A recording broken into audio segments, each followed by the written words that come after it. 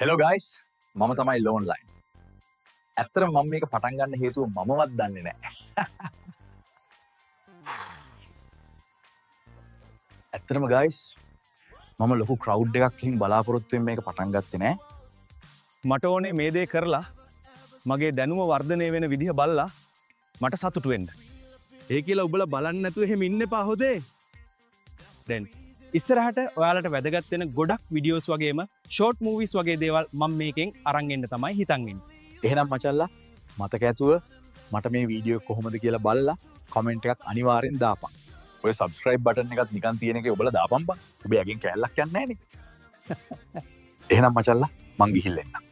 දිගටම මාත් එක්ක එකතු වෙලා ඉඳී කියලා මං හිතනවා. සෙට් නැත්තම් අනිවා ඒකත් කියපන්.